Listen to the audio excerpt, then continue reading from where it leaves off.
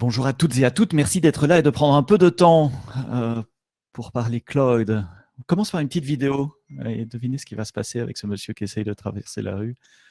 Évidemment, il rencontre un obstacle imprévu.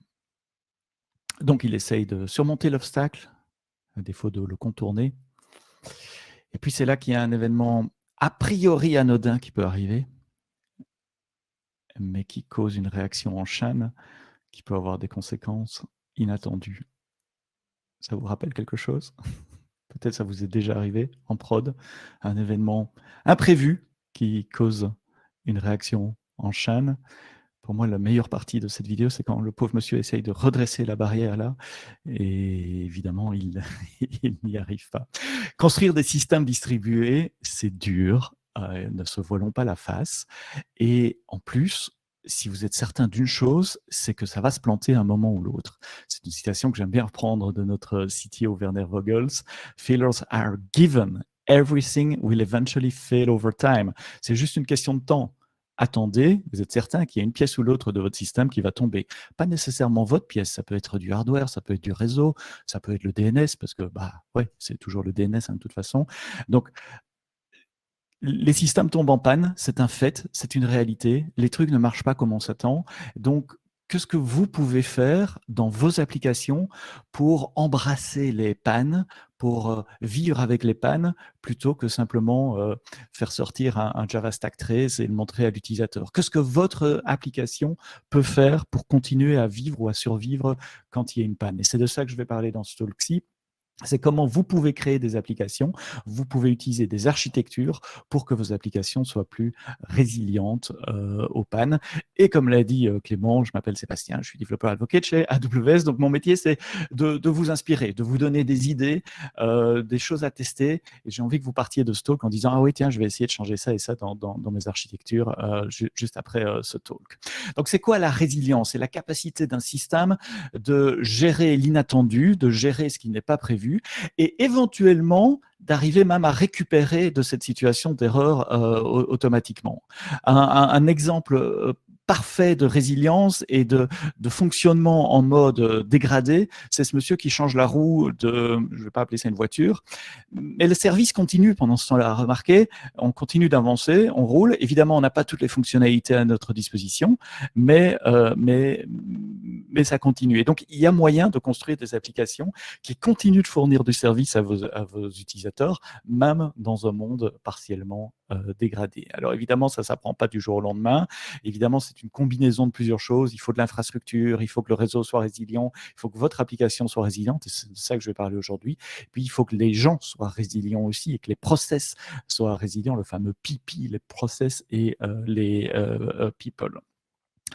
Je vais vous parler de 4 patterns. Il y en a beaucoup plus, c'est un long catalogue, mais j'en ai choisi 4 pour essayer de coller en 30 minutes aujourd'hui. La première, c'est la géographie. Un peu de géographie, ça fait jamais de mal. Et si vous déployez dans le cloud, vous savez que vous avez plusieurs régions. Alors évidemment, ce talk est orienté à AWS, mais si vous déployez sur Azure ou sur Google, vous avez le même genre de slide et le même genre de technologie que vous pouvez appliquer. Donc moi, je vais donner un exemple AWS parce que j'ai un logo AWS ici sur ma chemise, mais vous pouvez utiliser les mêmes patterns sur n'importe quel type d'architecture. Donc chez AWS, on a 24 régions, il y en a 3 qui ont été préannoncées, l'Espagne, la Suisse et Jakarta. Et choisir sa région est important, et déployer en plusieurs régions, c'est important aussi. Et on le fait en général pour différentes raisons, mais une des raisons, ça pourrait être pour la haute disponibilité. C'est quoi ces régions? Ce sont des groupes de data centers qui sont complètement isolés par rapport les uns aux autres. Donc souvenez-vous de ce que Werner Vogels, le CTO d'Amazon, dit, ça va se planter à un moment ou l'autre, on ne sait pas où, mais nous avons conçu notre système pour que si ça se plante en Ohio, Londres soit intact, et si ça se plante à Francfort, Irlande soit intacte. Ces régions sont des silos complètement isolés. Donc si vous déployez votre application sur 2 silos, c'est extrêmement peu probable que la même panne affecte les deux régions en même temps. Donc le premier levier pour la haute disponibilité de vos systèmes, pour la résilience, c'est de ne pas mettre tous vos œufs dans le même panier, de ne pas déployer sur une seule région, mais déployer en plusieurs régions. Dans une région, en plus, il y a ce que nous appelons des availability zones. Des availability zones, ce sont des groupes de data centers. Ici à Paris, il y a 3 availability zones, et dans chaque availability zone, il y a plusieurs data centers qui sont interconnectés avec un réseau à haute bande passante à faible latence qui vous permet de déployer des applications synchrones, par exemple, si vous avez besoin de faire de la synchronisation en temps réel entre des bases de données ou au niveau bloc d'un disque, vous pouvez le faire sur les availability zones. Donc là aussi, ne déployez pas votre application dans une seule availability zone. Prenez avantage dans une région de déployer sur plusieurs zones de disponibilité parce que une availability zone, ça peut tomber. Et on vous le dit clairement, les pannes, ça arrive. Il y a un avion qui peut se cracher sur un data center, il peut y avoir une explosion, une panne de courant, il peut y avoir une panne de réseau. Mais le système est conçu pour que chaque availability zone soit indépendante les unes des autres, ne soit pas affectée par le même risque au même moment. Le même risque au même moment. Donc, déployer sur plusieurs availability zones, ça c'est la base. Déployer sur plusieurs régions si vous avez la possibilité ou le budget pour pouvoir le faire. Donc, ça veut dire quoi déployer sur plusieurs zones de disponibilité? Prenez une application standard avec un load balancer, un front-end, je ne sais pas moi, ça peut être un Apache, un Nginx, un Tomcat ou un truc comme ça, et puis une base de données derrière. Eh bien, vous avez le load balancer qui lui est un service managé par AWS qui fonctionne au niveau de la région, qui va répartir la charge sur plusieurs de vos instances Tomcat, une dans chaque zone de disponibilité, et puis une base de données en master slave, un standby en quelque sorte dans une autre availability zone, si jamais il arrive quelque chose à votre base de données. De telle manière à ce que si jamais, c'est rare, mais ça peut arriver, quelque chose arrive, soit dans votre application, soit chez nous sur l'infrastructure, eh bien le load balancer arrête d'envoyer du trafic sur cette zone-là. La base de données shift automatiquement sur la zone sur le data center qui reste et votre application continue de fonctionner ni vu ni connu pour vos clients. OK? Donc, fault tolerant application déployée sur plusieurs zones de disponibilité et peut-être sur plusieurs régions. Certains services connaissent cette répartition en data center dans une région. Si vous utilisez des load balancers, S3, DynamoDB, vous n'avez rien à faire. Les services savent qu'il y a plusieurs data centers et se déploient et se répliquent automatiquement sur les data centers, les availability zones. Certains services ne peuvent pas le faire. Une instance EC2, une virtual machine, bah, c'est bien à vous de la dupliquer sur plusieurs zones de disponibilité. Et puis, il y a un autre service chez AWS qui peut vous aider. Il s'appelle Autoscaling. Autoscaling, c'est un très vieux service AWS qui vous aide à gérer les pics de charge, à rajouter de la capacité à votre infrastructure quand il y a plus de trafic, et de manière à satisfaire toutes les demandes qui viennent des clients, mais aussi à réduire l'infrastructure, à diminuer l'infrastructure pendant les périodes creuses, par exemple, pour économiser sur votre facture. Eh bien, Autoscaling peut être utilisé aussi simplement pour remplacer des instances. Si vous dites à Autoscaling, dans mon cluster, j'ai besoin de 2 instances, ben, Autoscaling, s'il voit qu'il n'y en a plus qu'une, il va recréer l'instance qui manque automatiquement. J'appelle ça le cluster du pauvre, et c'est un moyen gratuit sur AWS d'assurer un certain niveau de disponibilité, parce que si cette instance-là meurt pour une raison quelconque, ça peut être un problème d'infrastructure chez nous, un bug dans votre application, un bug dans le kernel Linux ou Windows qui fait exploser la machine, vous connaissez, hein, le blue screen of death de Windows, eh bien Autoscaling va s'en rendre compte, va remplacer la machine et ajuster le load balancer pour qu'il envoie le trafic vers la nouvelle machine. Tout ça automatiquement. Donc, premier pattern de haute disponibilité, pensez à déployer sur plusieurs data centers et sur plusieurs régions. Ne mettez pas tous vos œufs dans le même panier d'infrastructures. Les patterns suivants sont issus de notre expérience chez Amazon.com. Ça fait 25 ans qu'on tourne des sites web hautement disponibles. Est-ce que vous avez déjà vu Amazon.com down? Pas que je me souvienne, même pas pour de la maintenance. Donc, on a appris des tas de choses. Comment gérer un service à grande échelle. Je parle d'Amazon.com, le retail. Et les 3 patterns suivants sont des patterns que nous avons appris d'Amazon.com et que je voudrais partager avec vous. Le premier, c'est la gestion des timeouts et la gestion des back-off. Qu'est-ce qui se passe dans une application traditionnelle? Vous avez votre application, je vais reprendre Tomcat par exemple, une application Java qui parle à une base de données et évidemment, il y a un timeout sur la base de données, il y a un timeout au niveau de Tomcat. Est-ce que vous avez déjà vérifié les valeurs de ces timeouts? Est-ce que vous les connaissez? Est-ce que ce sont les valeurs par défaut? Réfléchissez à ça. Peut-être une action à prendre cet après-midi-là, si vous ne pouvez pas répondre aux questions là maintenant. C'est quoi le timeout sur ma base de données? Mais que se passe-t-il si la base de données commence à être saturée? Imaginez que vous avez beaucoup de trafic sur la base de données, et donc à un moment, la base de données va faire un timeout. D'accord? Ce timeout va être détecté d'une façon ou d'une autre par l'application server. Peut-être il ne va pas être détecté si le timeout de l'application server est plus grand que celui de la base de données. Alors il va le détecter, mais s'il est plus petit, il ne va pas le détecter. Peut-être que c'est l'app server qui va faire le timeout d'abord. Donc imaginez que le client timeout soit de 10 secondes, le back-end soit le défaut, et visiblement sur beaucoup de systèmes, le défaut c'est no timeout, infini. Eh bien, infini, le système va attendre, attendre, attendre. La base de données va faire son timeout éventuellement, mais le back-end, lui, il attend indéfiniment. Et donc, il ne va jamais rapporter une erreur au client. Et le client, vous l'avez bien programmé, parce que c'est vous, je sais que vous programmez correctement, et donc le client va réessayer après un certain temps. Il va dire, ah ben, on va réessayer. Et donc l'app server, il va faire une nouvelle connexion sur la base de données qui va aussi faire un timeout. Et donc le timeout va être reporté au client qui va réessayer, et ainsi de suite, et ainsi de suite. J'ai pris l'exemple de Tomcat et de Java spécialement, parce que vous savez que dans Java, il y a des pools de connexions TCP vers la base de données.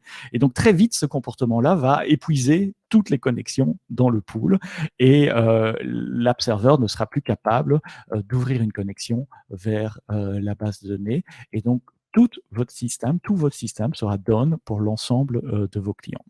Donc, vérifiez les timeouts, assurez-vous que vous mettez des timeouts, que vous mettez des timeouts plus petits sur la base de données et un poil plus grand sur l'app server, tout ça en millisecondes évidemment.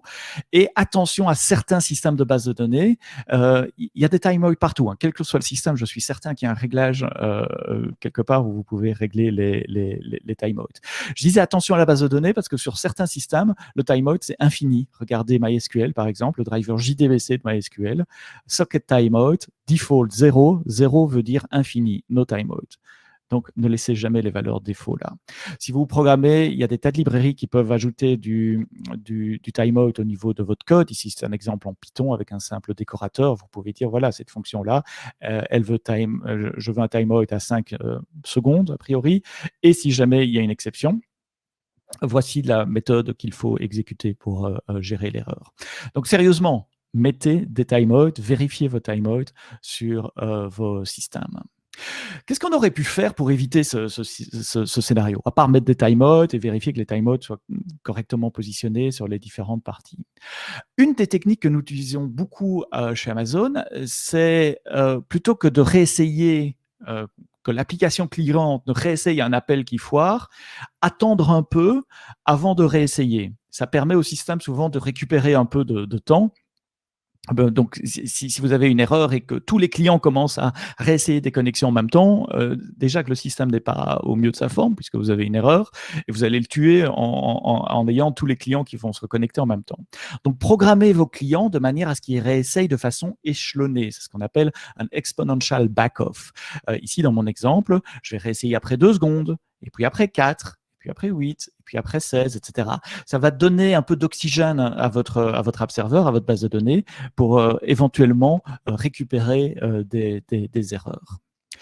Parce que si on fait ça, et que la base de données, que le timeout sur l'app server c'est de 10 secondes, ben mon premier retry à 2 secondes il va foirer, mon troisième à 4 secondes il va foirer, mais éventuellement le retry de 16 secondes, ben lui il aura réussi parce que le timeout de 10 secondes sur la base de données, sur l'app server pardon, aura réussi et les connexions auront été relâchées par l'app server et donc mon timeout va pouvoir, mon retry va pouvoir fonctionner.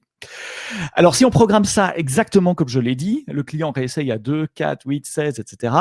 Tous les clients vont détecter qu'il y a une erreur en même temps, et donc tous les clients vont se reconnecter après 2 secondes, et tous les clients vont se reconnecter après 4 secondes, et puis après 8 secondes, etc. Et vous voyez sur le graphe de gauche, ça fait des pics de connexion qui s'espacent dans le temps, mais ça fait quand même des pics de connexion quand tous les clients essayent de se reconnecter en même temps.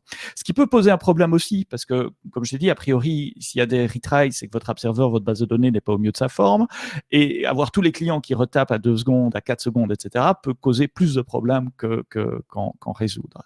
Alors, comment est-ce qu'on résout ce problème-là? En introduisant un peu d'aléatoire. C'est bien l'aléatoire dans les systèmes distribués. Plutôt que de réessayer à 2 secondes, vous réessayez à 2 secondes plus entre 0 et 1 seconde de temps aléatoire qui est choisi par le client. Et comme chaque client va choisir des temps aléatoires différents, ben, il y a un client qui ira à 3 secondes, un autre à 2,5, un autre à 2,2, etc., etc. C'est ce qu'on appelle du jitter. Et voyez les deux graphes. À gauche, il n'y a pas de jitter, donc tous les clients réessayent à des intervalles fixes qui s'espacent un peu, c'est l'exponential back-off. À droite, on introduit une pincée, un soupçon d'aléatoire, ce qui permet de répartir la charge de façon un peu plus linéaire, un peu plus étendu, espacé dans le temps, ce qui permet à votre application server ou votre base de données de récupérer gentiment la condition d'erreur qu'elle était en train d'observer. Alors ça a l'air compliqué, ça, c'est une grande phrase. Hein. Oui, il faut mettre de l'exponential back-off avec du jitter. Et là, vous vous dites, oh là là, comment est-ce que je vais programmer ça? C'est une ligne de code, hein, c'est pas très compliqué. Elle est là en vert à l'écran. Time sleep, c'est le temps qu'on va attendre. 2 exposants n, n étant le compteur, le nombre de retries, c'est pour essayer à 1 seconde, et puis à 2, et puis à 4, etc. Donc c'est un retry exponentiel sur lequel on rajoute un tout petit peu de jitter. Et le jitter, c'est le random. Vous voyez, je choisis entre 0 et 1 seconde mon temps aléatoire. Donc ça a l'air compliqué comme ça quand on le dit et quand on l'explique. C'est une ligne de code dans votre application. Quelle heure il est? Ok. 2 trucs encore. Une pattern qu'on utilise beaucoup chez Amazon aussi, mais que j'ai jamais vu appliquer chez un client, en France en tout cas, j'ai vu une fois en UK, c'est jeter le travail, rejeter des demandes qui sont valides. Si on sait qu'on va mal, qu'est-ce qu'il vaut mieux faire? On sait qu'on approche de la limite. Est-ce qu'il vaut mieux continuer de servir tous les clients au risque d'échouer et de planter pour tout le monde, ou est-ce qu'il vaut mieux commencer à rejeter certaines requêtes valides de clients valides pour préserver le système et que le système puisse au moins continuer à servir 90% des requêtes, quitte à jeter 10% des requêtes. Et donc, vous savez, dans un système qui va mal, vous voyez votre latency qui augmente au fur et à mesure que les transactions augmentent. Et à un moment, vous allez avoir un timeout.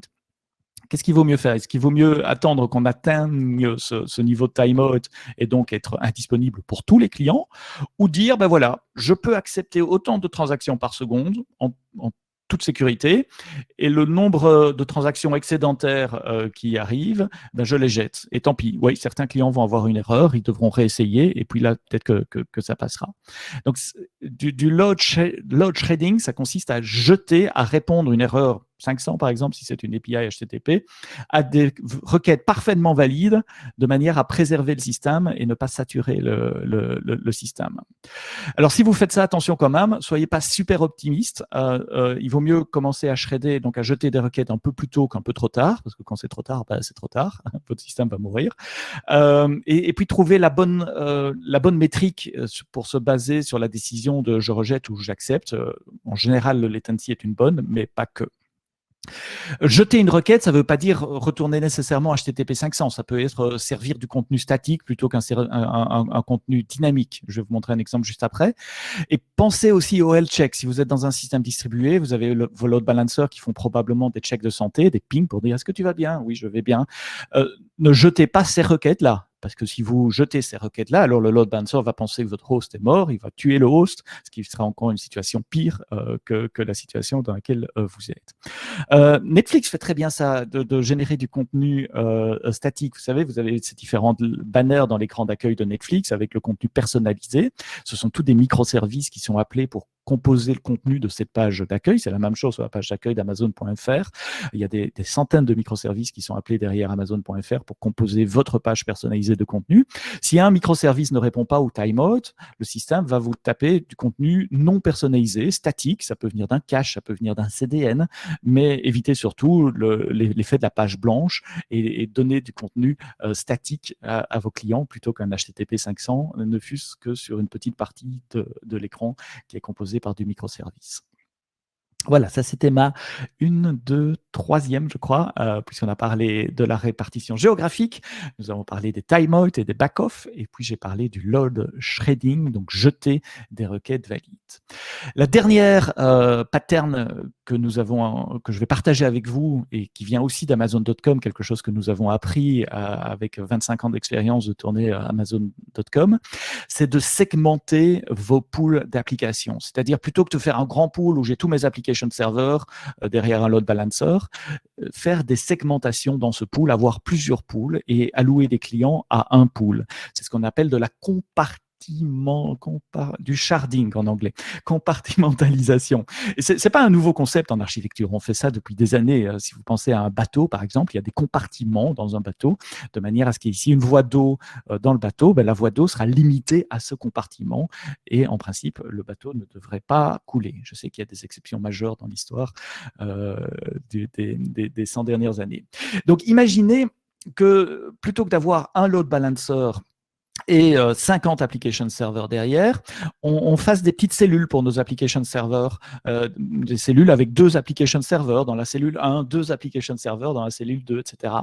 Et puis, imaginez qu'on ait un mécanisme pour assigner une requête qui vient d'un client à une cellule spécifique. Ça peut être basé sur un hash du user ID, ça peut être une assignation avec des noms DNS différents, mais oui, vous avez besoin d'un mécanisme de routeur qui va dire, voilà, le client A, je l'assigne à la cellule 1 et le client 2, je l'assigne à la cellule 2.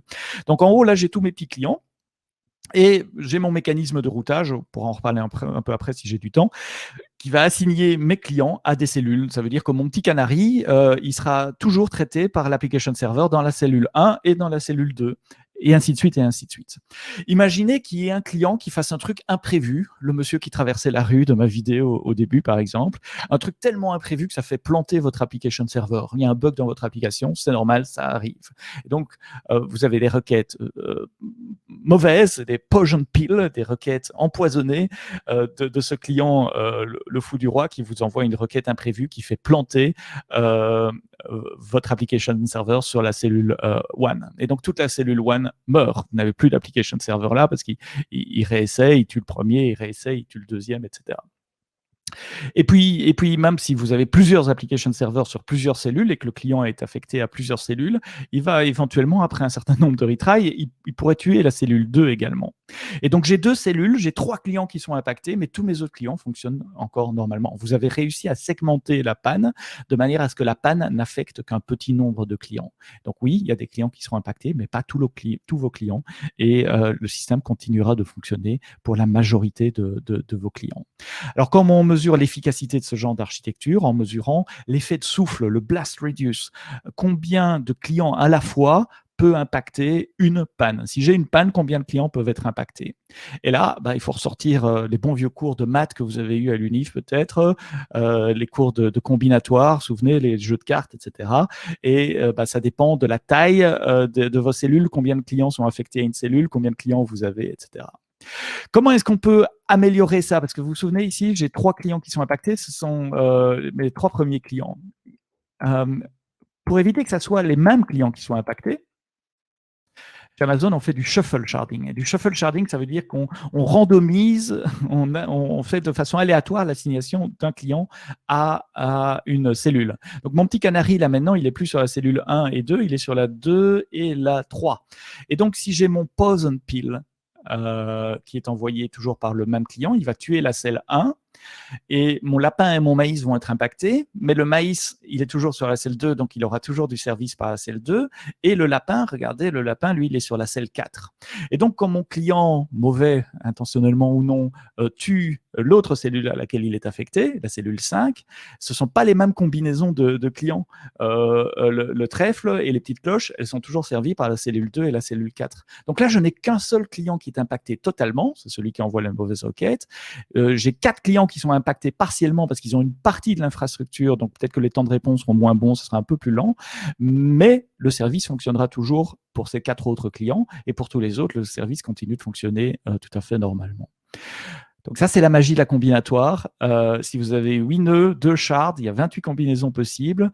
Le pourcentage de clients qui vont partager 2 cellules, c'est 3% des clients. Le pourcentage des clients qui vont partager une cellule, c'est 42% des clients.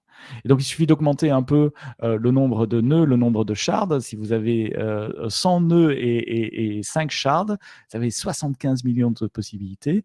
Le risque que les mêmes 5 clients partagent les deux mêmes cellules, c'est 0,000013%. Autant dire, ça n'arrivera jamais. Donc, pensez au pouvoir de la combinatoire, pensez à la magie des maths. Il faut évidemment que votre client soit fault tolerant, qu'il puisse faire des retries, comme j'ai expliqué avant. Et il faut un mécanisme de routing. Nous utilisons souvent le DNS en utilisant des noms DNS différents, par exemple ABC, DEF, etc. Et on assigne un nom DNS à un client une fois pour toutes. Voilà, ce sont les 4 design pattern que je voulais partager avec vous. Répartir sur plusieurs data centers, éventuellement sur plusieurs régions. Gérer l'autoscaling, gérer les timeouts, les retries et l'exponential back-off. Ne pas hésiter à refuser des requêtes valides de manière à préserver le système. Et puis, isoler les pannes, créer des containers pour isoler les pannes plutôt que déployer vos app serveurs derrière un load balancer, faire plusieurs petites cellules, plusieurs load balancers avec 2-3 load balancers, avec 2-3 application serveurs à chaque fois pour répartir sur des cellules et assigner des clients de façon aléatoire sur une cellule ou sur l'autre. Si vous voulez en apprendre plus, on a un outil qui s'appelle Well Architected Framework, qui est un outil qui va vous poser des questions pour vous donner un score d'architecture. Alors, il y a 5 piliers, l'excellence opérationnelle, la sécurité, l'efficacité, la performance et l'optimisation des coûts. Et donc, en vous posant des questions, vous allez avoir un score d'architecture. Cette présentation, je l'ai construite presque exclusivement sur les blog posts de mon ami et collègue Adrien Hornsby, qui est spécialisé dans la résilience, dans l'excellence opérationnelle. Je l'ai invité dans le podcast AWS en français. Il y a un podcast AWS en français que vous trouverez dans toutes vos applications de podcast. Il y a un épisode avec Adrien où on parle de résilience et d'excellence opérationnelle. N'hésitez pas à aller lire ces blogs ou à écouter cet épisode de podcast si vous voulez en savoir plus. Et puis, cette expérience qu'on a accumulée chez Amazon depuis 25 ans, on la met à disposition de tout le monde dans un site web qui s'appelle The Amazon Builder Library, où il y a des articles écrits par les senior engineers, des principal engineers, des gens qui ont énormément d'expérience, qui expliquent sous forme de blog les design patterns qui émergent chez Amazon, pourquoi on les a mis en place, comment vous pouvez les mettre en place dans vos architectures également. Donc, planifiez le pire, parce que le pire arrivera, l'inattendu arrivera, et factoriser cela dans vos architectures. Créer des architectures qui prévoient les pannes plutôt que réagir aux pannes. Laissez-moi un feedback. Vous pouvez laisser 5 petites étoiles sur ce site web-là. Le QR code vous mène directement là. C'est moi qui l'ai fait. Il n'y a rien de méchant dans le QR code. Sinon, c'est eventbox.dev et vous tapez le code, vous laissez 5 étoiles. Et puis après, normalement, vous devriez pouvoir recevoir un service credit code de $25 que vous pouvez mettre sur votre compte AWS et obtenir ainsi une réduction de $25 pour la prochaine fois. Les slides sont sur speakerdeck.com/shepsto. Florian qui me pose une question. C'est marrant cette idée de présenter le cloud comme un outil permettant d'éviter les problèmes de haut dispo. Combien de clients avez-vous capables de financer ce genre d'infra? Beaucoup, la majorité des clients AWS migrent vers le cloud parce que justement, nous avons une résilience, une capacité de résistance aux pannes qui est plus élevée que dans un data center on-prem. Après, Florian, tu as raison sur un point, c'est que la haute disponibilité a un coût. Quand on duplique son infrastructure sur plusieurs régions, ça coûte évidemment plus cher que quand on déploie que dans une région. Et donc, ce coût, il faut le comparer au coût du downtime. Combien coûte une heure de downtime si l'application est morte? Si c'est mon site web perso, je m'en fous et je ne vais pas répliquer mon site web perso sur 2 régions, ça me coûterait trop cher.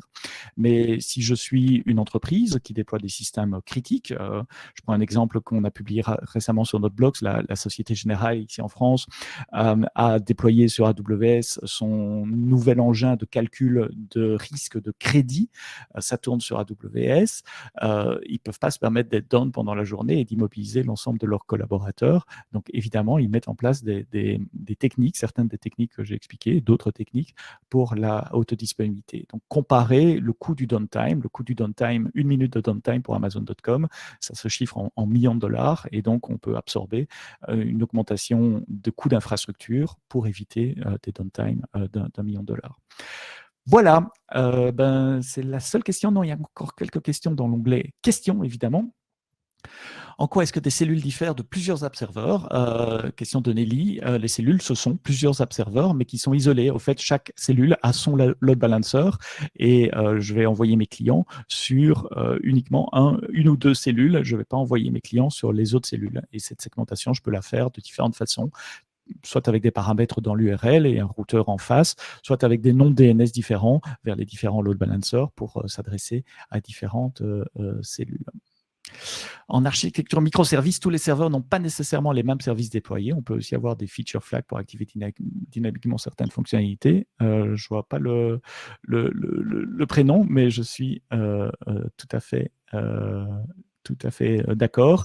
Et chaque microservice peut être déployé sur son propre nombre de cellules. Cette architecture que j'ai montrée, ce n'est pas nécessairement une architecture pour toute votre application. Chaque microservice, en fonction des besoins de disponibilité ou non de ce microservice, peut faire l'objet d'une architecture en cellules ou pas, en fonction de vos besoins. Et Lionel qui dit load shading ou shredding, c'est une bonne question. Je dois ouvrir un dictionnaire anglais et refaire la différence entre les deux. Mathia, comment on déclare plusieurs load balancers en face d'une appli web sans un load balancer principal qui fait le routing? C'est bien ça, il faut un load balancer principal qui fait le routing, et les load balancers sur AWS sont conçus pour résister aux pannes et conçus pour fonctionner sur plusieurs data centers, donc vous n'avez pas à vous soucier de la haute disponibilité vous-même des load balancers. Voilà, je vais arrêter là pour une question de timing. J'ai pris 33 minutes en tout, donc je n'ai pas débordé de trop. Et je reste évidemment dans le méthode. Donc, si vous avez des questions, continuez de les balancer. J'y répondrai par écrit pendant la présentation de Fabrice. Clément, c'est à toi. Merci Sébastien.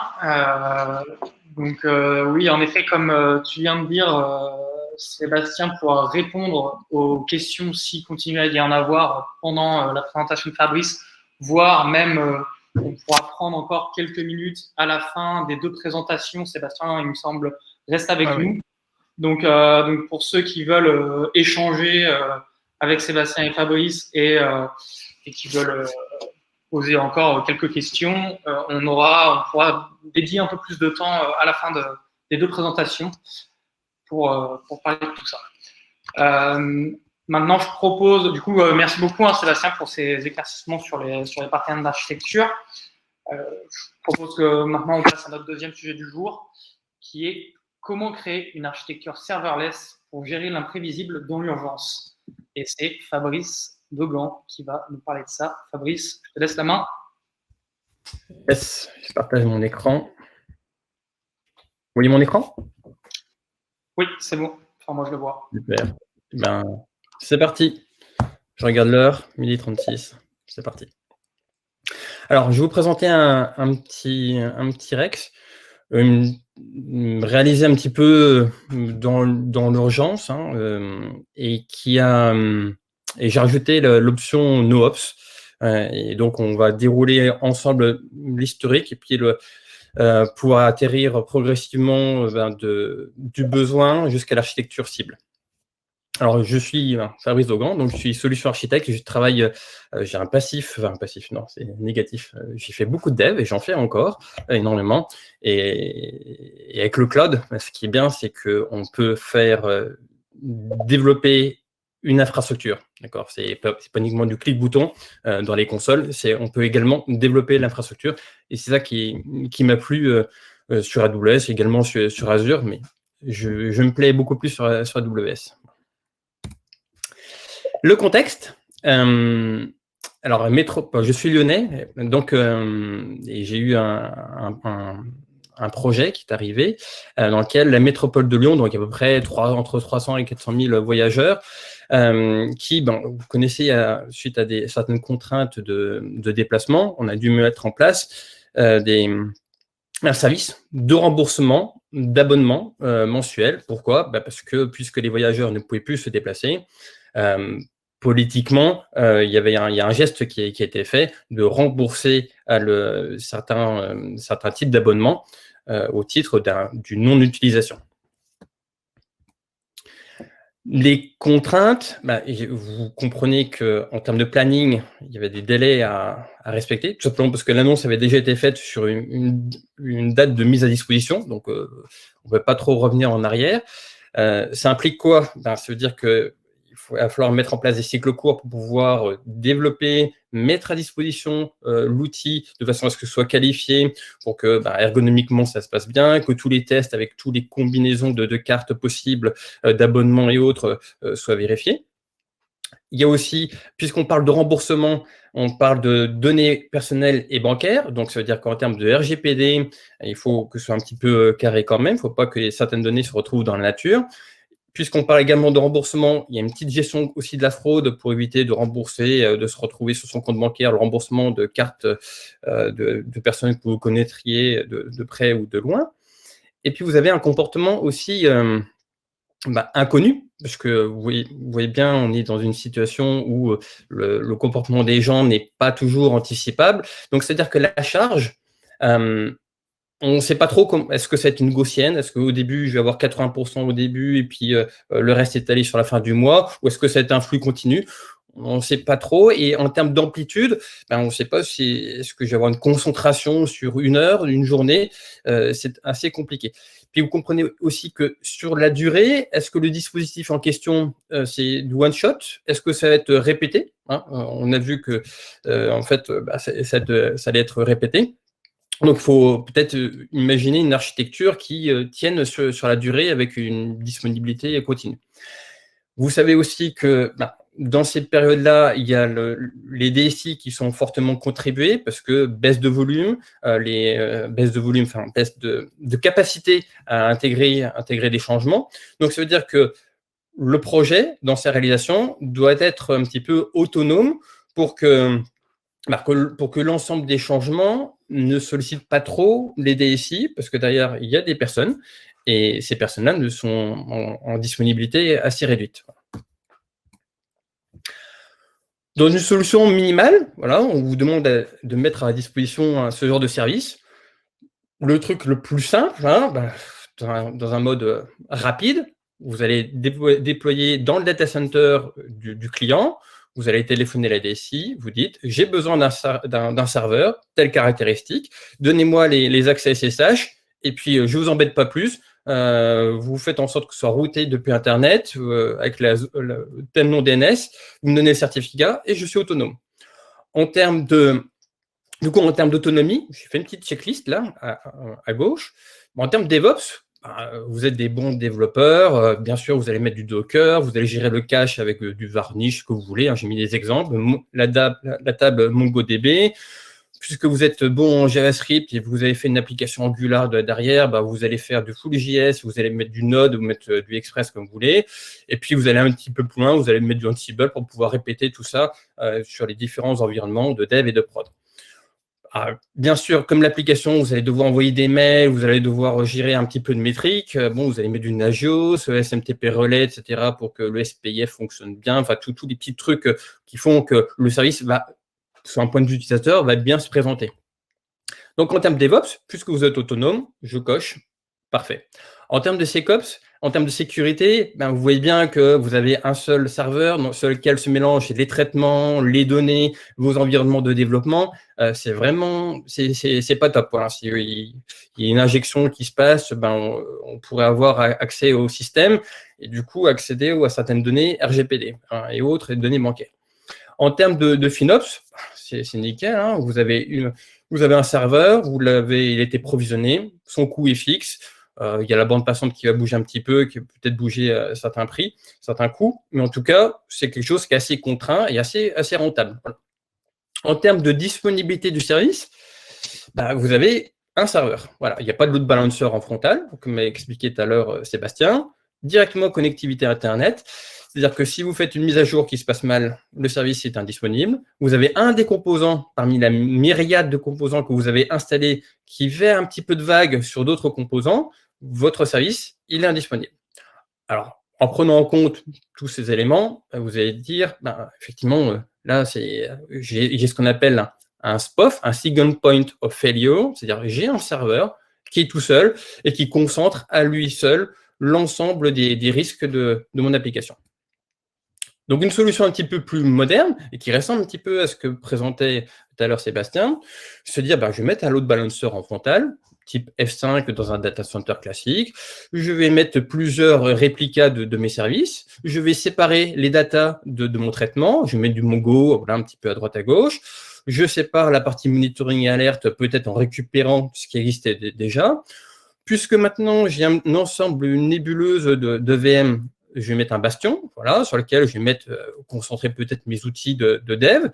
Et puis, je vais pouvoir accéder à cet environnement-là pour faire mes accès à mon environnement, à faire mes push, mes pulls, peut-être même, parce que vous connaissez super bien GitHub, vous allez mettre des actions, etc., pour faire des déploiements automatiques. Donc là, vous avez une architecture qui va cocher un petit peu plus de cases. En termes de DevOps, on n'a pas trop perdu, on a un petit peu perdu dans le sens où, au lieu de demander un serveur, vous allez en demander 5, peut-être 10, et peut-être multiplier par environnement. Ça veut dire que la DSI, vous la sollicitez un petit peu plus. Il y a plus de flux à ouvrir, donc plus de risques aussi qu'il y ait des flux. Tiens, vous allez faire le check. Ah, le port là, il est bloqué. Il y a un firewall qui ne va pas. Il y a mon F5 il est en mode bloquant au lieu d'être en mode apprentissage. Bref, vous pouvez avoir quelques petits problèmes qui vont jouer un petit peu sur le planning parce que vous allez rencontrer des problèmes qui ne sont pas de votre ressort. Vous n'allez pas pouvoir agir dessus. En termes de SecOps, vous avez fait une séparation plutôt assez sympathique, voilà, peut-être même des zones, des subnets bien séparés. Donc, c'est plutôt pas mal. Vous allez isoler les datas et donc restreindre certains accès. En termes de FinOps, peut-être que votre data center n'était pas plein rabord, donc ça donne pas de coût peut-être supplémentaire. Par contre, il y a un coût humain derrière. Il y a eu un provisioning qui était fait. Donc, ce coût humain, il va pas agir sur de l'argent sonnante et trébuchante. Par contre, il y a un coût de sollicitation de personnes et peut-être que s'il y a une prestation de mise à disposition, ça va quand même peser sur le budget de la DSI. En termes de disponibilité, effectivement, je suis pas mal. J'ai plus vraiment de SPOF. Par contre, va se poser la question sur ma capacité à grossir. Parce que là, j'ai deux services, mais si en fait, ma courbe d'usage, en fait, nécessitait peut-être 4 ou 5, je ne sais pas. Comme je le disais tout à l'heure, nous n'avons pas assez de recul sur la capacité, l'infrastructure vraiment nécessaire pour absorber la charge, le maximum de charge dans le continu. Peut-être que le premier jour, il y a beaucoup de monde, peut-être que c'est le week-end d'après, on ne sait pas trop. Donc, en termes de disponibilité, sur le papier, c'est pas mal. Par contre, puisqu'il y a une inconnue sur l'usage qui va en être fait, il peut y avoir un risque. Et la deuxième solution, c'est passer dans le cloud. Enfin, la troisième solution, c'est plutôt passer dans le cloud. C'est-à-dire, je vais reprendre ce que j'avais on-premise, d'accord, sur mon data center, et je vais utiliser ce qui m'est offert par AWS. Le principe, c'est que sur un fournisseur cloud, je peux faire du provisioning à la demande. Tout à l'heure, Sébastien en parlait très bien avec l'autoscaling. L'autoscaling, on va pouvoir brancher des règles sur l'usage. En fonction de l'usage, je vais faire des petits, je vais faire d'autres VM. Ce qui fait que maintenant, j'ai plus de problème de scalabilité. C'est-à-dire qu'en fonction de la charge, je vais pouvoir faire plein de petits. Donc là, c'est plutôt bien. Mon load balancer, je l'ai remplacé. Je ne vais pas mettre du F5, je vais utiliser un service qui s'appelle un ALB, un Application Load Balancer. Puisqu'en termes de sécurité, je veux faire à peu près l'équivalent de ce que j'avais dans le F5, mettre des règles particulières, de l'IP-ban, ce genre de choses-là, pour éviter de me prendre des brutes force sur certains appels. Je vais mettre un WAF, qui est un service manager qui est plutôt sympathique pour gérer ces usages. Puisqu'on est sur du Docker, et puis vous savez que depuis novembre de l'année dernière, le Docker Hub met des limites sur les Docker pools, vous allez mettre une registrie interne, d'accord? Donc, il y a un service manager, qui est ECR, qui va permettre de faire toutes vos images Docker. Et puisque vous ne voulez pas reconstruire un Jenkins, vous ne voulez pas faire toutes les builds de votre côté ou mettre ça en open source, vous allez utiliser des services managés, Git Commit, qui est l'équivalent de GitHub, un code build qui va faire un petit peu l'équivalent d'un Jenkins, ce qui fait que quand vous allez faire votre push sur du Git, et ben, au lieu d'avoir des actions GitHub, vous allez déclencher des builds, code build, qui vont tout simplement faire des Docker build et de Docker push sur votre CR. Et ces images-là vont être récupérées par vos images, par vos EC2, qui est le service de VM d'Amazon. Les équivalents pour vos Docker, pour vos Mongo, vous allez faire pareil, vous allez mettre des petits EC2 sur lesquels vont être déployés vos clusters. Votre mail, au lieu de solliciter le service de mail chez vous dans le data center, il y a un petit service manager qui s'appelle SES qui vous permet d'envoyer des mails. Donc, vous n'avez pas besoin de vous gérer les SPF, les DKIM, tous ces systèmes anti-spam, de façon à ce que quand il y a une notification de mail, que ça n'atterrisse pas dans le spam, mais qu'il y a un bon crédit, un bon score spam pour vos mails envoyés.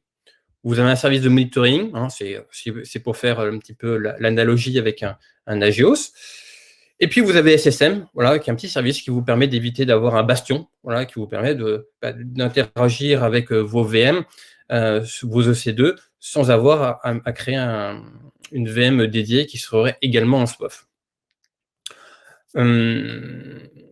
Avec ce système-là, en termes de DevOps, je suis bien, je suis autonome, je dépends plus du tout de la DSI, d'accord. Je peux construire mon environnement dans le cloud et j'ai droit à l'erreur. J'ai droit de changer, de faire des rotations. En termes de SecOps, je n'ai pas dégradé la situation. Je suis toujours avec une isolation, même un petit peu plus fine, parce que j'ai un petit peu plus de réactivité et vérifier que les ports qui sont ouverts sont bien ceux que j'ai besoin. Alors que dans un mode data center, vous vérifiez juste que vos ports sont ouverts, mais vous ne vérifiez pas s'il y a plus de ports prévus qui sont ouverts. Voilà, généralement, vous faites juste la vérification que votre service fonctionne. En termes de FinOps, on va regarder ce que ça donne. En termes de disponibilité, je n'ai pas changé ma disponibilité. J'ai quelque chose qui est toujours aussi disponible. Je n'ai pas de SPOF. J'ai l'autoscanning qui va permettre, et surtout l'autoscanning qui va permettre d'absorber la charge, peu importe laquelle sera. Voilà. Et donc, je peux borner, bien entendu, mais je peux dormir un petit peu plus sereinement. Voilà, en termes de charge mentale, je suis bien. Là où je peux encore m'améliorer, c'est que j'ai des EC2, d'accord, des VM, et il y a ce qu'on appelle des services managés, comme pour la partie SES, pour la partie mail, qui permet de soulager un petit peu certaines questions que vous pourriez avoir. Et je prends l'exemple du MongoDB. Le Mongo, quand je fais un cluster, il y a la gestion des DNS, il y a des binds, etc. à faire. Et si vous n'êtes pas un cadre dans le MongoDB, vous risquez de passer pas mal de temps dans la configuration. Donc, il y a un service managé qui s'appelle MongoDB, qui s'appelle DocumentDB, et qui permet de gérer ça. Vous pouvez gérer la taille de vos répliques assets. Et vous utilisez un service managé, vous n'avez plus besoin d'avoir une expertise Mongo que vous n'avez peut-être pas. Vous avez beau être full stack, c'est un peu compliqué de maîtriser tous ces services avec le tuning qui va bien. Et on a pareil aussi pour les EC2. Ici, les EC2, vous voyez bien, la seule chose que j'ai, je vais démarrer un Docker daemon. Et un service managé qui le fait, qui s'appelle Fargate, et qui permet de faire, c'est du container as a service. C'est-à-dire qu'au lieu de démarrer une VM qui a un ensemble de packages installés sur lesquels vous démarrez un Docker daemon, je vais plutôt utiliser un service manager qui s'appelle le Fargate, qui vient consommer des images Docker et des variantes d'environnement et qui va démarrer tout seul avec la gestion du blue-green, la gestion de blue-green, c'est-à-dire la gestion de versions successives que vous allez déployer sans interruption de service et éventuellement avec rollback s'il y a une version qui n'arrive pas à atteindre un niveau de santé nécessaire. Avec ça, je suis beaucoup plus confort. Voilà, je suis libre dans mes mouvements. Maintenant, la question qui va se poser, c'est le FinOps. Okay, avant, j'avais des coûts qui étaient plus ou moins cachés, puis je pouvais me retrouver face à des contraintes de la DSI. Maintenant, là, ce que je vais payer, c'est directement sur la carte bancaire associée à mon compte AWS, combien ça va me coûter. Et donc, la question que je vais vous poser, c'est, et j'ai fait un petit QR code, c'est pour ceux qui vous pouvez participer. En partant sur ces hypothèses, j'ai un website qui est à peu près 0,25 CPU, 0,5, donc un demi-giga de RAM.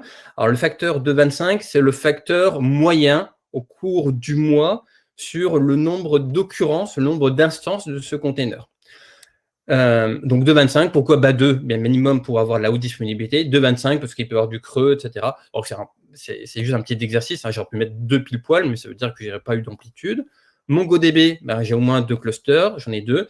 Et puis j'ai à peu près 100 000 demandes sur le mois, donc demandes de remboursement, dont la moitié qui est valide, parce qu'il y en a qui vont essayer naturellement de faire plusieurs essais, il y en a qui sont trompés, il y en a qui vont essayer de se rembourser 2 fois, etc. Et puis j'ai à peu près en data out 1 giga, bon c'est pas grand chose parce que c'est quasiment que de l'API. Donc vous pouvez répondre sur au flasher, voilà, vous tapez le lien là, vous répondez et il y a un certain nombre de, alors je regarde, je peux suivre ça en live, le nombre de personnes qui ont répondu. Ok, 15 votes.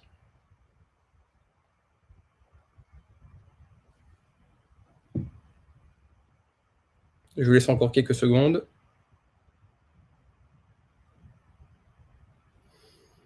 Donc, ce qui se distingue, hop, j'ai un top 3, je regarde si je peux vous montrer ça là-dedans. Ok. Alors, je vais faire un stop dessus. Zut, c'est pas ça ce que je voulais faire. Voilà, donc, la réponse. Alors, j'ai du 25 $, 150, 75, 500, etc. La bonne réponse, c'était 150. Et à peu près, j'ai fait le calcul, je suis même à 158 $. Voilà, 25, clairement, non. Pourquoi? Parce qu'il y a le MongoDB qui va me consommer plutôt pas mal. Le Fargate, ça ne va pas consommer beaucoup, mais c'est plutôt le MongoDB parce que sur le service manager en question, j'ai un seuil minimum, je ne peux pas descendre en dessous. Donc, 150 $, si je reviens là-dessus. Mais à 150 $ par mois pour ce genre de service, ça coûte plutôt assez cher. Voilà, surtout que c'est 150 $ par mois, le premier mois. Combien de temps ça va durer? Est-ce que le service, je le mette en ligne pendant un certain temps? C'est un peu compliqué à vendre auprès du client, parce que 150 multiplié par 12, pour juste de l'infrastructure, sur un petit service comme ça, avec une volumétrie qui n'est pas si énorme que ça, c'est pas vraiment évident. Donc la question, c'est comment j'arrive à faire quelque chose qui est rentable financièrement et tout en étant NoOps, c'est-à-dire une maturité opérationnelle qui est, je dirais, absolue, c'est-à-dire charge mentale 0.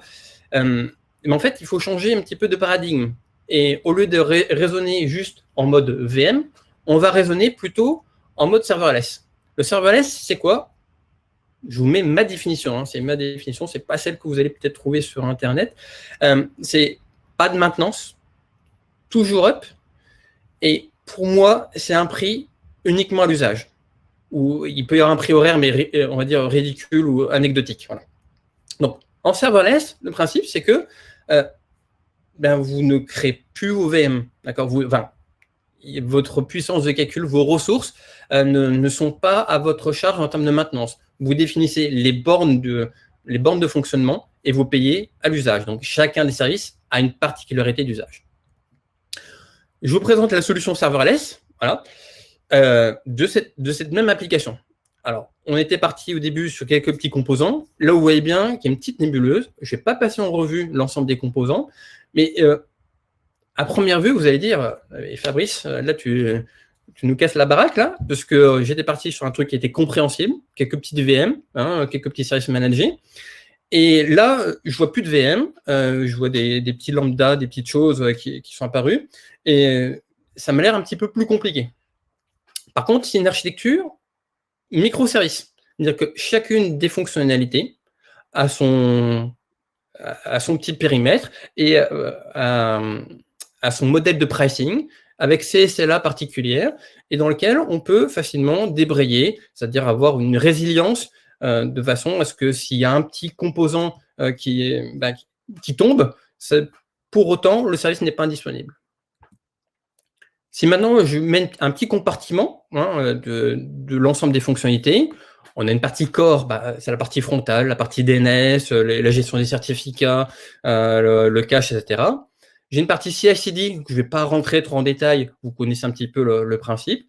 J'ai une fonctionnalité dans mon application qui est l'export pour pouvoir exporter l'ensemble des données bancaires saisies par les utilisateurs. J'ai une partie import, tout simplement pour importer l'ensemble des cartes de manière régulière avec les données fraîches. J'ai une synchronisation back-office qui permet de pouvoir refléter l'état d'avancement peut-être de mes demandes et pouvoir synchroniser avec les systèmes internes du client. Et puis, j'ai une partie analytique pour gérer un petit peu la fraude, qu'est-ce qui se passe, est-ce que j'ai des dérives, ou tout simplement regarder, ressortir certaines statistiques pour savoir par rapport à des tranches d'âge, par exemple, quel est le taux de personnes qui ont répondu, est-ce que je dois les recontacter, voilà. Si je fais un zoom sur la partie import de données, alors un import de données, c'est quoi? J'ai un administrateur qui va faire un upload d'un fichier CSV qui va me contenir les 400 000 entrées. Dans un modèle traditionnel, vous aurez fait un form upload, voilà, la personne aurait uploadé, vous aurez récupéré ça dans votre VM, dans votre node, et puis vous aurez fait le traitement et vous aurez fait tous les inserts qui vont bien. Dans ce mode-là, vous voyez bien que il faut que 400 000 entrées, c'est plusieurs mégas, voilà, on va dire. Le service, il va solliciter la base de données de manière continue, peut-être au détriment de certains utilisateurs. Qu'est-ce qui se passe si j'ai une entrée qui est incorrecte? Est-ce que j'invalide le tout? La personne doit re-uploader.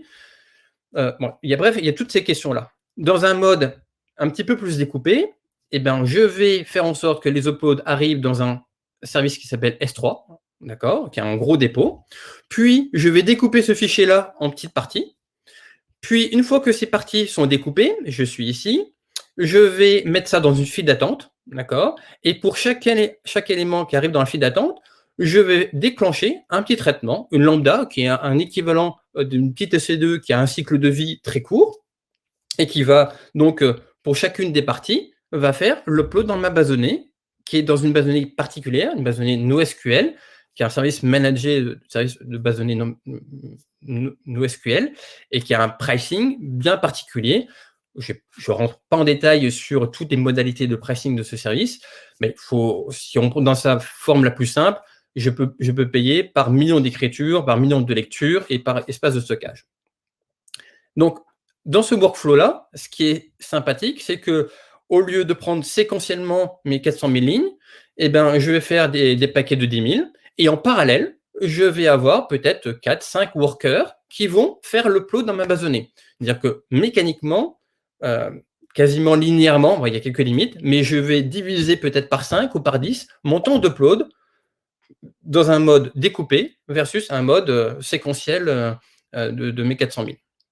Il y a quelque chose qui est intéressant aussi en mode file d'attente, c'est que si mon traitement, il échoue, j'ai fait un déploiement de mon apport qui apporte un petit bug, c'est pas pour autant que c'est rejeté, d'accord? Il va y avoir des réessais, voilà. Au bout d'un certain nombre de réessais, je vais mettre ça dans une file d'attente d'échecs que je vais peut-être remettre quand j'aurai corrigé mon bug, de façon à ce que tous les imports puissent repartir dans ma base de données. Donc là, si ma base de données est indisponible, si mon traitement échoue, je peux les rejouer. En termes de résilience, je suis plutôt confortable, et en termes de performance, j'offre la possibilité à mon client d'offrir un apport le plus rapidement possible sans qu'il ait besoin de le refaire. C'est-à-dire qu'il y a un mécanisme de réessai. Pour la partie export de données, c'est un petit peu plus compliqué, mais le principe, c'est à peu près le même, toujours en mode découplé. La personne va faire une demande d'export de base de données.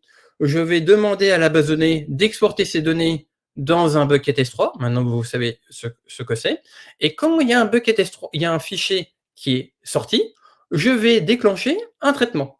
Donc, dès que le traitement est terminé, j'ai une autre lambda qui va dire « je lis l'ensemble des données ».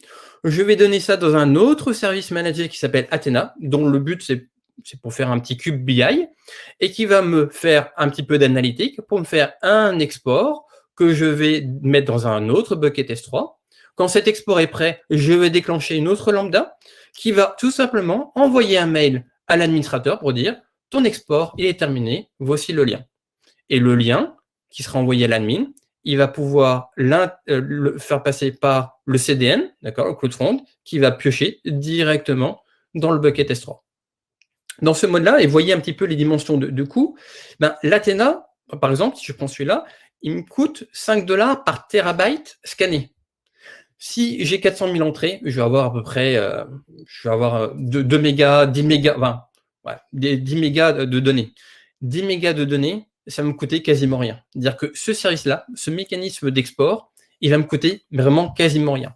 Et en plus, avec le DynamoDB, quand je fais un export, je ne suis pas obligé de faire des lectures séquentielles, parce qu'il y a une fonctionnalité le point in time, de restore ou backup, qui me permet de faire un restore gratuit. Voilà. Donc, l'export JSON, il est gratuit, et j'ai juste un pricing par quantité d'informations de stockage. Comme mon stockage est plutôt assez faible, eh ben, j'ai un export qui est quasiment gratuit. Versus, si j'aurais pris un autre mode où j'aurais fait ma lambda qui aurait séquentiellement fait toutes les lectures, ça m'aurait coûté beaucoup plus cher. Parce que j'aurais consommé, comme vous l'aviez vu tout à l'heure, des lectures et du coup, un coût associé au service. Pour la partie back-office, le principe est toujours le même, mais il y a un truc intéressant dans cet exemple-là, c'est que puisque vous allez déposer vous devez synchroniser avec un back-office certains documents, des documents qui sont des justificatifs et autres, bah vous pouvez partir du principe, Sébastien l'a expliqué, que de toute manière, à un moment donné, quelque chose va s'écrouler. Et le back-office, il est en dehors de votre compte AWS. Vous ne le gérez pas. Donc, partez du principe qu'il va peut-être tomber, qu'il ne va pas suivre la charge. Et donc, au lieu d'avoir votre traitement qui envoie directement au back-office le fichier, c'est-à-dire au lieu d'avoir un lien direct de cette petite lambda qui gère le justificatif pour l'envoyer directement au service, eh ben, vous allez découpler le traitement. Le premier, vous allez envoyer un mail pour dire votre traitement, votre demande est bien prise en compte. Vous allez déposer la pièce jointe dans un bucket S3. Sur le dépôt du fichier bucket S3, on met tout ça dans une file d'attente. Et la file d'attente, elle est consommée par une lambda qui va essayer de déposer au back-office. Si le back-office ne répond pas, c'est pas grave, je réessayerai plus tard. D'accord. L'autre intérêt, c'est que j'ai un petit peu marqué ici, c'est que je peux mettre des cycles de vie différents. Une fois que le justificatif, je l'ai déposé sur le serveur du client, eh ben, la pièce jointe, je n'ai pas nécessairement besoin de la garder, ou je peux réduire son cycle de vie. Et c'est-à-dire que dans un bucket envoyé, dans un bucket S3 qui contient tous les fichiers envoyés, ben peut-être qu'au bout d'une heure, je le supprime. Ça me permet de réduire le prix côté AWS, ça me permet de réduire la surface d'attaque d'une attaque RGPD, et en même temps, ça permet de suivre un petit peu la progression parce que j'ai d'autres métriques qui viennent, au lieu d'avoir un envoi direct dans lequel je n'ai pas de vue sur un petit peu la progression, les métriques et autres, ben là, vous voyez, chacun des services que je vais utiliser va produire un certain nombre de métriques. Maintenant, même sondage, pour vous, cette infrastructure va coûter combien par mois? Alors, j'ai mis quelques autres éléments, donc je ne parle pas de CPU et de giga de RAM. Je rends le même service, hein, d'accord? Le service est le même que dans l'architecture qu'on avait précédemment. Je regarde si ça fonctionne.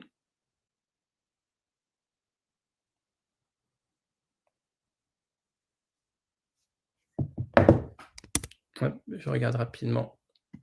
Hop, les réponses.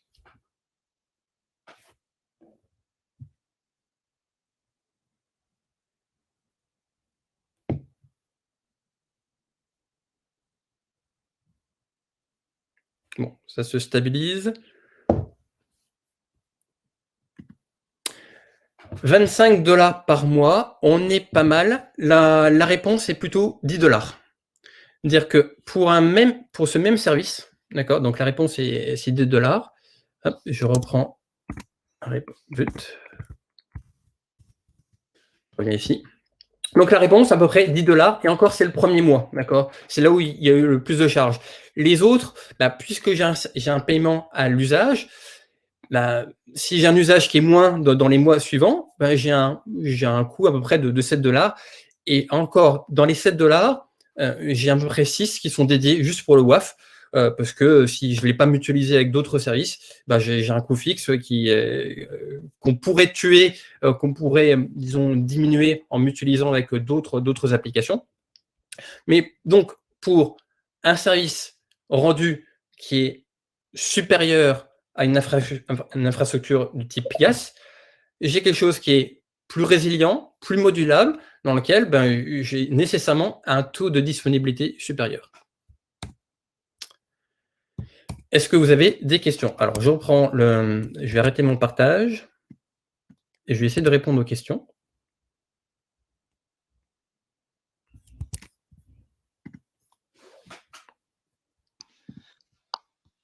Alors, en effet, il y a quelques questions sur l'onglet questions, Fabrice. Je ne sais pas si tu les vois. Oui, c'est bon, je les vois. Alors, j'ai lu sur Internet qu'il ne fallait pas héberger une appli Node.js sur Lambda en raison des timeouts. Alors, la Lambda, effectivement, elle peut traiter au maximum, elle peut durer 15 minutes. Donc, si votre traitement dure plus que 15 minutes, il y a deux solutions. Soit vous dites, je vais mettre ça sur une EC2, une VM classique, soit vous changez un petit peu de paradigme et se dire, est-ce que dans ce traitement-là, est-ce que ça doit être synchrone? Est-ce que je ne peux pas faire l'asynchrone? Est-ce que je ne peux pas utiliser d'autres services qui sont optimisés et qui vont adresser le problème de manière plus intelligente? Voilà. Et peut-être qu'avec votre traitement, peut-être qu'on peut le paralyser. Il n'est pas interdit d'appeler plusieurs autres lambda qui, chacune, vont peut-être durer moins de 15 minutes. Voilà. Mais en tout cas, voilà, il y a du Node.js sur Lambda, il n'y a vraiment pas de souci. Ce qui va limiter, c'est la durée de traitement, c'est le fait que j'ai un stockage éphémère qui est pas vraiment réutilisable d'une transaction à l'autre. Donc, il ne faut pas voir la Lambda comme un serveur qui est tout le temps démarré. Voilà. Excuse-moi, je te coupe 2 secondes, Fabrice, mais je vois que Sébastien est en train d'écrire en réponse à super. C'est Sébastien, si tu veux réagir aussi aux questions à un moment ou un autre, tu es le bienvenu. Là, Fabrice, je pense que je réponds aux autres sur lesquels Sébastien n'intervient pas. Alors, en termes de temps pour implémenter la solution serverless, effectivement, là, il y a plusieurs services. Ça peut paraître coûteux, mais le temps nécessaire pour créer les modules, en fait, c'est le temps que vous auriez eu besoin pour coder l'application en Node.js ou en Java, peu importe. Et en plus, avec toute la gestion de la résilience, tous les cas d'erreur, etc. Alors qu'avec cette infrastructure-là, c'est natif. C'est-à-dire que vous pouvez avoir des métriques et dire, tiens, sur tel événement, vous allez faire ceci, cela, sans vraiment avoir besoin de le coder. C'est-à-dire que vous limitez le nombre de lignes de code à produire. Donc, le principal producteur de bugs, c'est vous, c'est le développeur quand même. Et donc, pouvoir bénéficier de services qui ont été codés par d'autres personnes, mais surtout qui ont été éprouvés par d'autres clients avec des gestions, comme disait Sébastien, de timeout, de disponibilité sur plusieurs régions, etc. En fait, ça vous fait quand même gagner du temps. Donc, le temps, dire que peut-être que j'ai fait figurer dans la dernière architecture plus d'éléments, vous a donné l'impression d'une plus grande complexité, donc un temps de mise en œuvre supérieur. C'est pas vrai, voilà. C'est juste parce que vous n'avez peut-être pas encore l'habitude de décomposer chacun de vos traitements en microservices, mais en architecture microservice, vous vous rendez compte, de toute façon, quand vous fragmentez, vous gagnez du temps parce que vous gagnez en souplesse, en agilité sur votre développement. C'est l'essence de ma réponse également par écrit à Franck qui dit les profils capables de développer ce genre d'infra coûtent plus cher. Est-ce qu'il y a un ROI vraiment? Est-ce qu'on s'y retrouve? C'est une question tout à fait légitime. D'abord, je n'ai pas de données, et toi, tu en as peut-être, Fabrice, sur les profils capables de développer ça coûtent plus cher. Je ne sais pas s'il y a des études de salaire.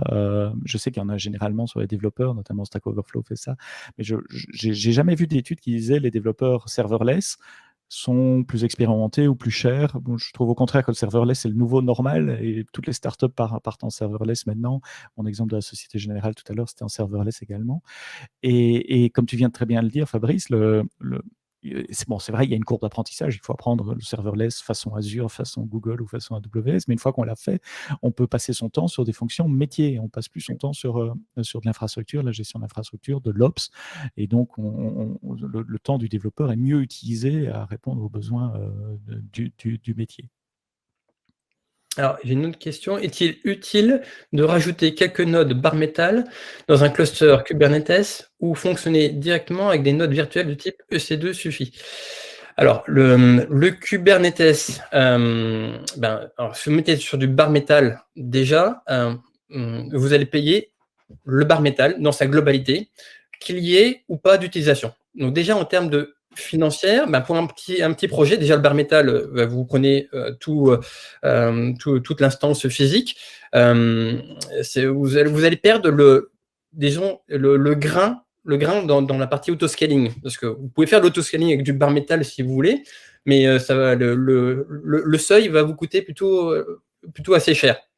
Donc le Kubernetes, effectivement, c'est bien lorsque vous avez plein d'applications, vous avez un pool et vous avez des applications qui vont venir ponctionner une partie de votre infrastructure. Bien sûr, puisque vous allez faire un déploiement multi-easy, c'est-à-dire pour multiplier, pour augmenter votre disponibilité, vous en allez avoir au moins 2. Donc, vous allez faire vite les calculs et vous allez vous rendre compte que dans certains cas d'usage, le Kubernetes, c'est plutôt bien, et peut-être que dans d'autres, des EC2, peut-être en mode spot, en mode, disons, plus éphémère ou plus agile, c'est peut-être plus intéressant parce que vous avez le pas dans l'autoscaling qui est plus fin. Donc, ça veut dire que vous allez épouser votre porte-monnaie, votre billing va épouser votre chiffre d'affaires, voilà, on va dire, votre demande. Alors que dans un mode Kubernetes avec des clusters, disons, il peut y avoir, suivant la taille de vos nodes, des grains qui sont un petit peu plus gros et à avoir peut-être une moins bonne optimisation financière.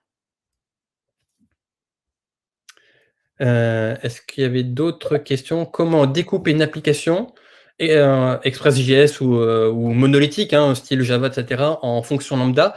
C'est pas vraiment évident, voilà, parce que ça dépend comment l'application a été conçue. Est-ce que l'application a déjà été conçue dans l'âme dès le début en mode segmenté avec des fonctions, des interfaces, ce genre de choses-là? Ça, c'est la première question. Ensuite, peut-être que même si c'était bien développé, il y a peut-être des zones partagées de mémoire ou des petits locks, ou du stockage un petit peu partagé ou des gestions de concurrence un peu. Voilà, peut-être que l'application, déjà, si elle est stateful, elle n'est pas stateless, c'est déjà aussi un petit peu plus compliqué. Ça veut dire que vous allez devoir faire pas mal de travail. C'est compliqué. Migrer une application, il n'y a pas de règle. Migrer une application existante en lambda, en serverless, il n'y a pas de formule mathématique qui va vous donner le coût exact et d'une application à l'autre, ça peut être le jour et la nuit. Voilà. Donc, c'est un peu... je ne me prêterai pas l'exercice. Voilà. Il y a encore deux questions. Une question de Jérôme qui te demande si tu as déployé cette infrastructure en faisant clic dans la console ou si tu as automatisé, scripté le déploiement. Tout est scripté. Voilà. Alors, pour ceux qui ont été très vigilants, vous avez peut-être vu Terraform. En fait, toute l'infrastructure, c'est du code. D'accord. Donc, c'est l'infrastructure as a code. Et donc, le dev, l'application, c'est du code. Et l'infrastructure, c'est aussi du code. Donc, tout ça, on met ça dans le guide. Tout ça, c'est donc mis avec les bons tags qui vont bien. Ce qui fait que si j'apporte une régression ou si je veux cloner un environnement, je peux le dupliquer, revenir en arrière sans problème. J'ai toute l'infrastructure as a code qui va me permettre de faire le rollback nécessaire, changer la configuration du petit bucket S3 auquel j'ai mis une rétention un petit peu trop courte ou trop longue, et il va me faire le changement automatiquement. Faire ça en clic console, c'est bien au début. Voilà. Par contre, vous allez vite atteindre les limites qui est votre temps, tout simplement. Et le temps, c'est le prix de vente aussi de votre projet. Vous allez du coup être moins compétitif par rapport à d'autres personnes. Et puis, c'est moins intéressant intellectuellement. Faire du clic, etc. Votre doigt va ripper et puis vous allez oublier une petite case à cocher. Le troubleshooting est un petit peu plus compliqué. Se rendre compte que vous avez oublié de cocher, etc. Vous allez comparer peut-être d'un projet à l'autre les screenshots pour voir, effectivement, là, c'est pas exactement pareil. Alors qu'il y a le code, vous faites un diff, c'est plutôt assez simple. Et puis surtout, c'est répétable et c'est beaucoup plus rapide. Et Francis qui demande si tu utilises des Fargate Spot pour encore réduire le coût sur le container. Dans la deuxième solution, il n'y avait plus de container du tout, hein, c'était que du Lambda. Exactement. Non. Alors, le Fargate Spot, c'était la version ultime avant de passer vraiment en full serverless. Le Fargate Spot, alors dans Fargate Spot, il y a Spot. Alors, pour ceux qui, le Spot, pour expliquer. Pour tout le monde, le Spot, c'est un contrat que vous signez avec AWS sur une VM, voilà. Mais c'est un contrat qui peut être rompu soit par AWS, soit par vous. D'accord. C'est-à-dire que si la disponibilité dans le data center AWS vient à être réduite, ou s'il y a un besoin particulier sur l'AVM qu'on vous a mis à disposition pour un autre client, AWS va vous dire faites vos valises, vous avez quelques secondes, quelques minutes pour tout couper, parce que nous, on va vous couper et il va falloir que vous recréiez une autre instance. Donc, ce mode-là, ça fonctionne bien pour certains cas d'usage. Ou alors, vous faites du surbooking, c'est-à-dire que j'en ai besoin que de 2, voilà, ben vous allez en booker peut-être 3 ou 4, de façon à ce que vous allez pouvoir pallier à une demande subite d'AWS de libérer une ressource. Donc, le Fargate Spot va vous diviser peut-être par 2, par 3 le prix. Par contre, vous allez devoir peut-être multiplier par 1,5 ou 2 le nombre de VM pour pouvoir garder la haute disponibilité. Le Spot, c'est très bien pour les traitements asynchrones, parce que vous allez faire un traitement. Le traitement, il est interrompu, il échoue, c'est pas grave, vous recommencez un petit peu plus tard. Par contre, pour gérer des applications dans lesquelles le tout venant de vos utilisateurs, c'est à prendre avec des pincettes.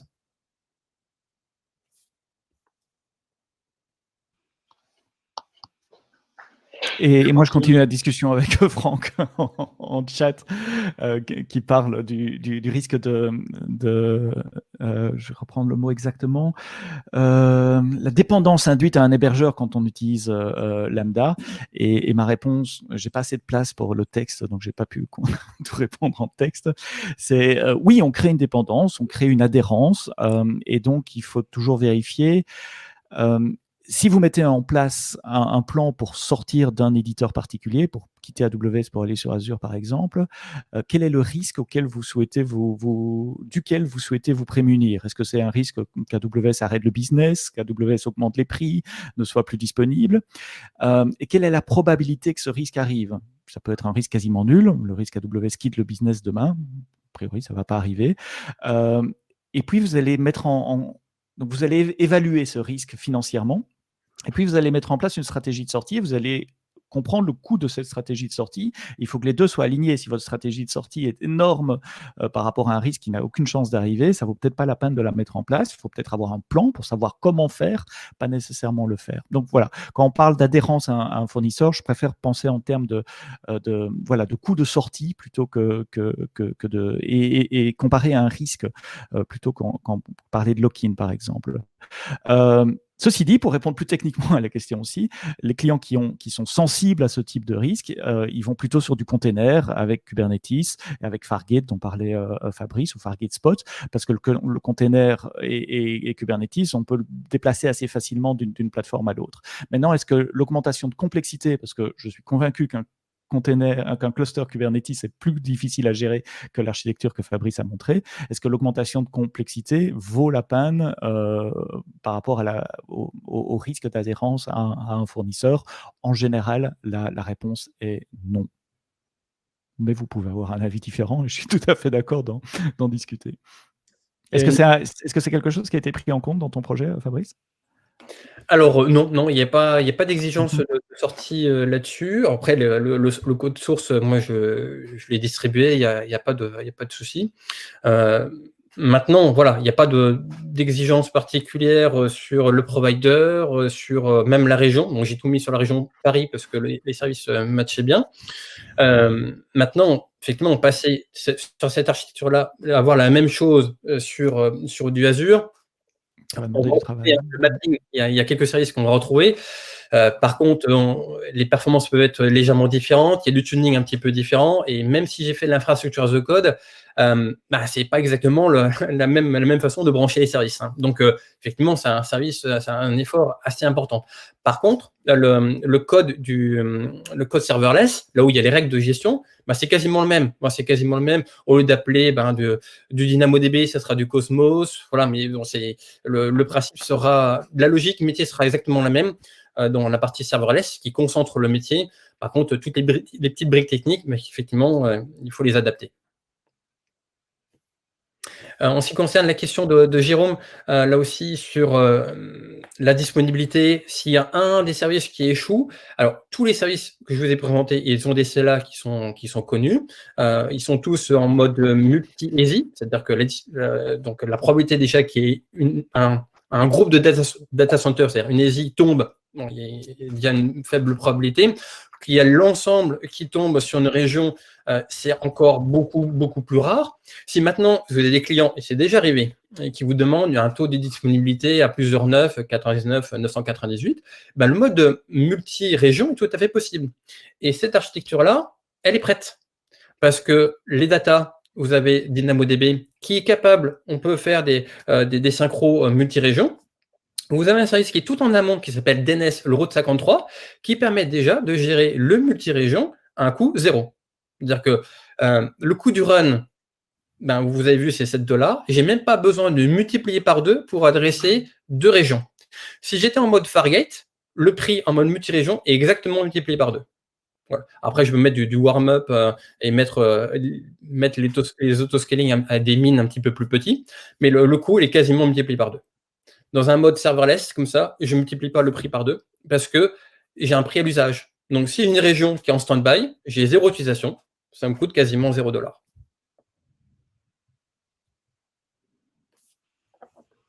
On a 2 dernières questions peut-être auxquelles vous pouvez répondre. Après, je pense qu'on aura quand même bien fait le tour et bien dépassé l'horaire qui avait été mis en place à l'origine. Mais bon, je trouve ça intéressant que vous puissiez échanger tous les deux. Donc, je vous laisse continuer. Il y a 2 questions.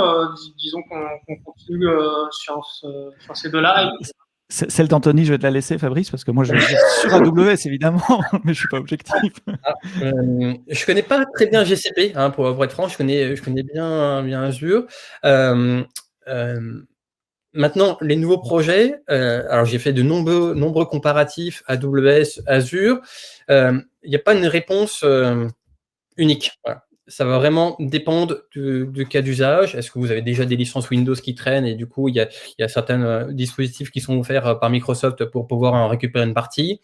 Est-ce que vous avez déjà les ressources internes? Peut-être que les ressources internes connaissent très bien les AD, même si on peut faire la même chose sur AWS, mais ils ont plus une adhérence Microsoft et parce qu'ils ont déjà mis un pied dans Azure avec du Azure DevOps et puis ils veulent pas migrer.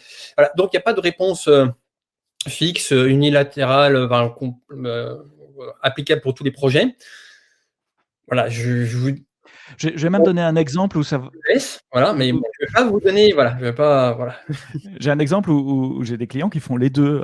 Je parlais avec Veolia. Vous connaissez tous Veolia. Ils sont all-in sur AWS. Ils ont fermé tout leur data center. Mais pour certaines parties, certains types de calculs, etc., ils utilisent des services managés Google parce qu'ils trouvent que le service répond mieux à leurs demandes, etc. Et donc, ils ont fait le choix AWS. Mais pour 2-3 trucs, ils continuent d'utiliser Google. Et vous allez trouver probablement des exemples inverses aussi. N'oubliez pas quand même qu'à chaque fois que vous apprenez un nouveau cloud, vous prenez du temps d'apprentissage, il y a du temps en matière de procédure opérationnelle, de monitoring, etc. Et que c'est un investissement. Et donc, vous allez augmenter vos coûts, vous allez augmenter votre complexité, essayer de choisir plutôt un fournisseur plutôt que N. C'est comme il y a 50 ans ou il y a 40 ans, quand on choisissait des bases de données relationnelles, on partait tout avec Oracle ou tout avec IBM ou parce que gérer un parc hybride, c'est plus compliqué en termes de gestion de gens, de process. Je ne vais pas faire une réponse trop longue, je promis à Clément. Donc, est-ce qu'il y a un équivalent à Athena plus S3 sur Google Cloud ou Azure? Là aussi, Oui, il y a des équivalents parce que le S3, c'est l'un des tout premiers services mis à disposition généralement sur les fournisseurs cloud. Donc là, il y a les storage account sur Azure dans lequel vous avez des files, des blogs, etc. Donc, on a l'équivalent. Pour Athena, alors il y a une partie analytique sur Azure, il y a une partie Power BI, un équivalent aussi que vous pouvez gérer. Power BI, non, c'est plutôt pour QuickSight. Mais vous avez, c'est pas un mapping exactement identique. Pour le S3, c'est un petit peu plus simple, quoique S3, pareil, il y a différentes classes de stockage. Et pareil pour sur la partie storage account d'Azure. Après, l'équivalent sur Athena exact, je ne saurais pas trop dire quel est le service que je pourrais mettre en face. Il y a la partie analytics, le insight qui est plutôt pas mal, qui vous permet de faire des requêtes sur des puits de données. Donc, ouais, c'est peut-être celui-là qui va convenir le mieux et sur lequel vous pouvez brancher ça sur un account, un storage account. Sur tous les autres services qui viennent produire aussi des métriques, vous les branchez aussi là-dessus. En tout cas, même sur GCP, vous allez sûrement trouver à peu près les équivalents parce que ce sont des services qui restent encore plutôt assez basiques. Dès qu'on commence à monter en gamme dans les applications, de faire de la crypto-monnaie, gérer de la communication avec satellite, etc., c'est là où le mapping, enfin les fournisseurs cloud ne vont pas offrir les mêmes choses. Dès qu'on monte un petit peu en gamme, c'est-à-dire en valeur métier ou en valeur plutôt en valeur métier ou technique, c'est là où c'est un petit peu plus fragmenté. Hein. Tout le monde ne va pas offrir le même niveau de service. Mais pour les services plutôt de bas niveau, on va dire, plutôt assez bas, il y a à peu près les mêmes services. Les briques. Juste un mot en plus, Athena, c'est un Presto managé. Donc, si vous savez comment installer Presto, vous démarrez une machine virtuelle sur Azure ou sur Google, vous mettez Presto dessus et vous aurez à peu près les mêmes services qu'Athena, sauf que c'est vous qui allez devoir manager la VM, la mettre à jour, faire des backups, l'upgrader, etc.